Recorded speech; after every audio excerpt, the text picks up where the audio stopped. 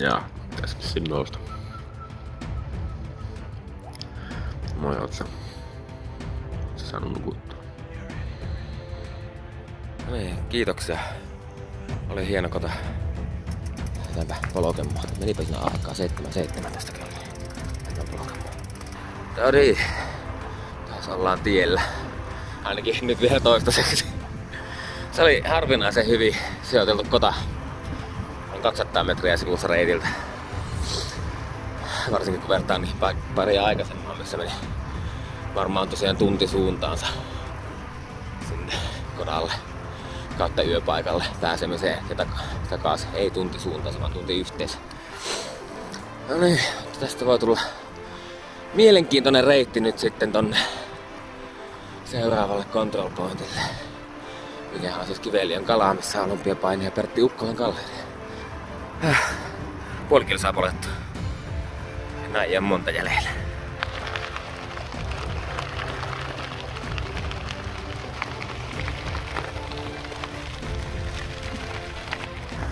On kyllä sen näköinen tää tie justiinsa, että jos olisi mikä tahansa muu sää noin niinku plussan puolella, ja taas aivan painajainen ajaa pyörällä.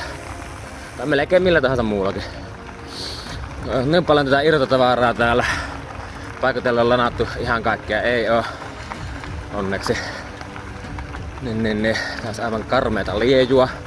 Jos olisi vähänkään märempää. Ja jos olisi vähänkään kuivempaa, niin jumalauta tää pölisis. Se kuitenkin on tää rekkaliikennettäkin ollut. Ei nyt mitenkään hirveästi, mutta ihan tarpeeksi. Ja silleen ihan kiva, että viime yönä ei satanut tämä enempää. Mitä se pikkukuuro oli, joka tuli justiinsa, kun olen painamassa silmiä kiinni. Eli se toimii aika hyvin se taktiikka.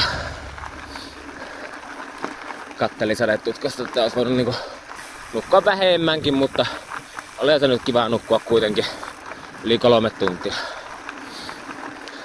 Olisiko olipa melkein 3,5. Ja sitten näkiin tuossa tosiaan yhtä paikallista, joka meinasi, että niin, kun tuossa on tuo kaivos tuossa takaa vasemmalla, niin kiitos sen, ilmeisesti vedessä on arseenia. Niin ei kannata ihan mistä vaan mennä juomaan vettä. Oiku kiva. Lähtisiköhän se arseeni pois vedenpuhdistusta plateella. Onneksi sitä ei tarvi kokeilla. Loistavaa, kohta päästään tietä. Katsotaan, että kuinka paljon paskemmaksi se muuttuu. Tässä on tämmönen lanaamaton pätkä. Mutta hei, tossa eessä menee renkaanjälki. Tuossa on ihan keskellä nyt. Käännetään tästä oikealle niin kuin hänkin on kääntynyt. Niin katsotaan kuinka paljon paskemmaksi tämä tie muuttuu. Tää on ainakin vielä ihan hyvä. Ja tossa on myös aivan ihana liikennemerkki. Yksi mun lemppareita. Tie poikki. Meinaa sitä, että täällä tuskin on ihan hirveästi muuta liikennettä. Pintakin on hyvä. No, kyllä se kerkkiä vielä muuttua aika paljon paskemmaksi. Ja täällä saattaa olla vähän muitakin yllätyksiä täällä. No niin, nyt on jo vähän kivikkoisempaa. Tää on niinku ollut oikeasti aivan valtava positiivinen yllätys tämä tie. Pikkusen möykkystä joo, mutta niinku aika smoothia. Mä oletin, että taas kuitenkin jotakin ihan mörköravelia. Ja täällä oli tosiaan jo pari semmoista otson mentävää reikääkin tiessä. Vähän vissiin rummut romahtanut tai hajonnut.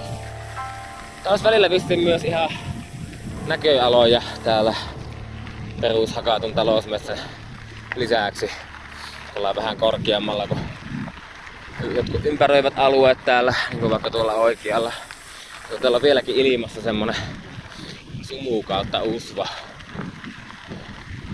Niin, oli just sanomassa, että ei näe kauas, mutta näyttää siltä, että tätä suoraan näkee ainakin 8 kilsan päähän.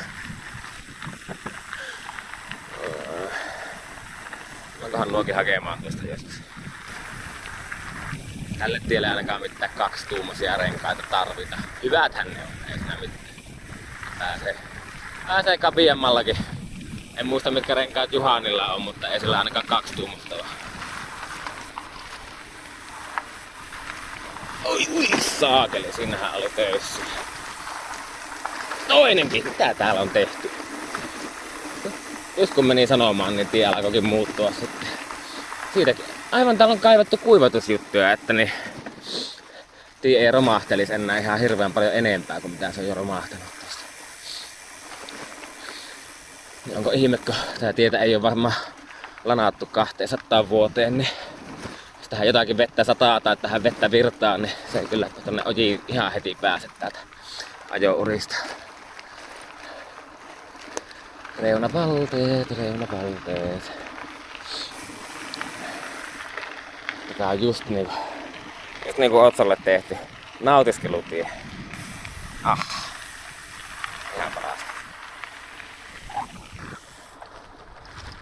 Pekkakin tykkää. Eikö persekään oo edes ihan mahdottomankin vienyt? Se on vähän semmonen kysymysmerkki. Mennään oksat lyö. Tähän kameraan. Kännykkää. Molempia. Niin tosiaan mä en oo saanut vieläkään takajarrua keskitettyä. Ei edes Pallaksen hotellilla ei ollut 4-millistä semmoista niin pientä kuusiokolua, että se mahtuisi tonne menneen. Että sillä mahtuisi avaamaan sitä toista pulttia. Omallahan toki saa sen toisen, mutta niin sitä ei mahdu kääntämään, kun se jarrussa tullaan tuolla runkokolmion sisäpuolella. Taisin sanoakin jo, mutta niin aika amatöörin mukaan, että ei oo sellaista mukana. Toisaalta ihmettelen kyllä, että miten ihmeessä on mahdollista, että se hankaa. Koska levy ei näytä olevan mutkalla, ei yhtään.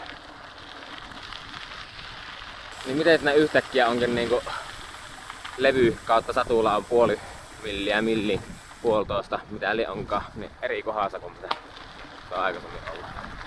Mä sitä nyt on voinut. Milloinhan sitä edes olisi tullut siirrettyä viimeksi? Onko se teoriassa mahdollista, että kun kiekon käyttää irti ja laittaa takaisin, niin se asettuu jotenkin vähän eri tavalla, mutta niin ei pitäisi tulla ihan nuin iso ero. En ymmärrä. Saa nähdä, olisiko tuolla Pertti Ukkola olympiapainijan galleriassa sopivaa 4-millistä kuusiokoloa mulla. Onko olympiapainijoilla sellaisia yleensä? Tai niiden gallerioissa. Se selviää, mutta sinne on vielä 55 kilsaa matkaa. Jokohan me päästään uimaan. Ajo omalla vastuulla. Ja sitä sais ajaakin läpi. Mitä tuo tykkäis Otso siitä, jos ajettais tosta läpi?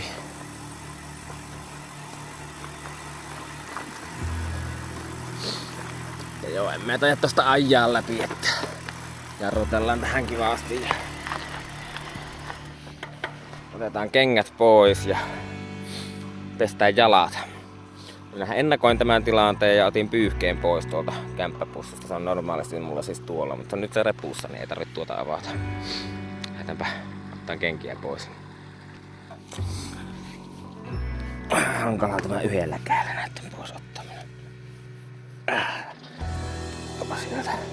Nyt olisi varmaan kivaa, kun jalat olisi semmoset, mikä se oli nimeltään, trenchfootit. Taas ihan kunnolla. Ne on aika terveen näköiset vielä. Ihme kyllä.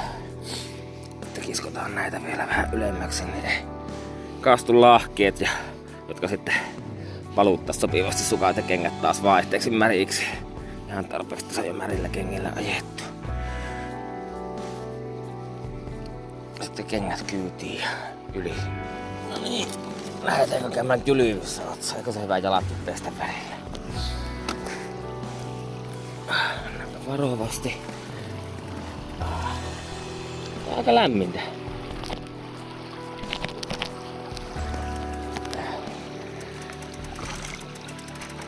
Ei täällä silti kovin monta viikkoa viittis olla. Aika varovasti kattoo mihin astuu, kun on kuitenkin vähän liukkaita mihin astus tohon vaikka. Tuossa hyvä. Uppas sieltä vähän takavaihtajakin pestään. Ylös. Aika hankalaa tämä pitäis kuvata samalla. Niin. Mutta yli ollaan ja missäs mulla on sopiva paikka. Tuossa on hyvä kivi minkä päällä.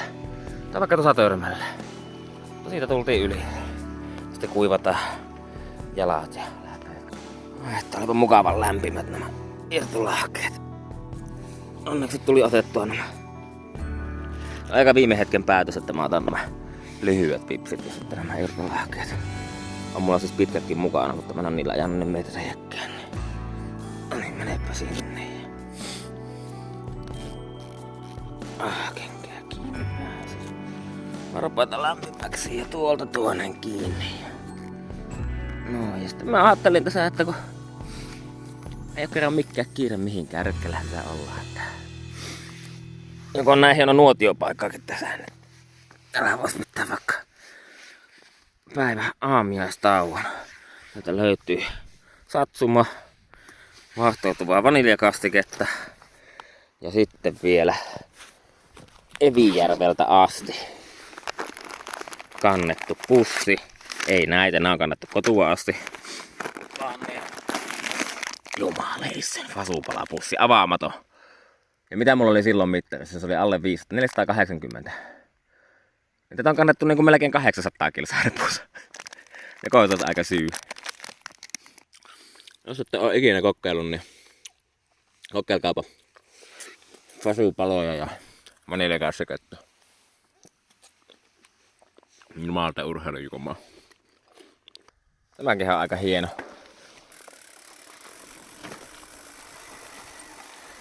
Tuolla. En tiedä kuinka syvä tuo seuraava monttu tuolla on, mutta meillä on tuolla tietoa, että tie on katkaistu.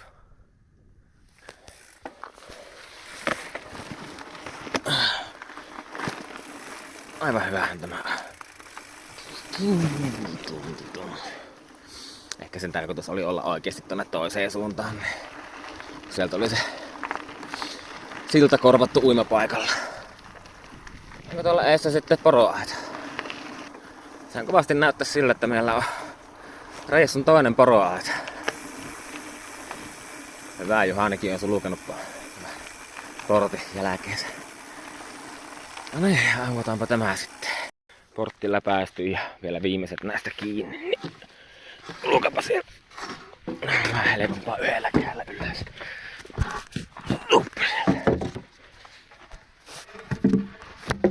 Oho, tää meni ihan pitkäksi. Korjataan se kohta. Muista sulkea portti.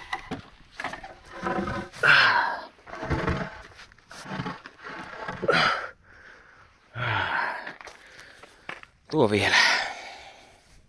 Sitten jatketaan. Portista kun pääsin läpi, niin tänne oli ajettu tonnikaupalla tämmöstä kunnon kivaa mörköraveelia. Onneksi tää ei oo kovin terävää. Jos lähtee vähän järki, jos tätä pitäisi lisätä. Onneksi ei tarvii, koska voidaan mennä tänne. Mahtavaa. Se miltä tuo näytti tuo toinen tie, mikä lähti äsken portin jälkeen oikealle, niin nyt tässä olisi kyllä painajainen. On niin paljon parempi oikeesti.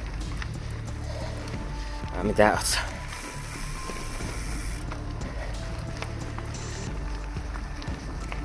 Paljonkohan tätä nautintoa. Ei tässä ei muuten näy Juhanin jälkiä. Tänne se lähti, mutta on se kääntänyt takaisin. Tää on ollut silleen, että nope. On se jos enää hyvä tiekleipä. Mä en tiedä oikeesti, jos mä en muista yhtään mitkä renkaat sillä on. Mutta ei varmasti näin leviät kuin mulla. Ei se varmasti oo kivaa se mörköraveelikka. Paitsi että niin tämähän vaan oikaisee vähän se, että sinne toista kireettiä pääsee tänne. Että vähän vaan nyt pelottaa sitten, että kun tää tulee kohta läpi vähän isommalle tielle, että onko sekin veetty semmoseksi helekutin morkulaksi. Olen mieluummin jästetään kuin sitä. Kohta näkyy. No niin, koittaa totuuden hetki ja totuuden hetki näyttää siltä, että tilanne on aika perseestä.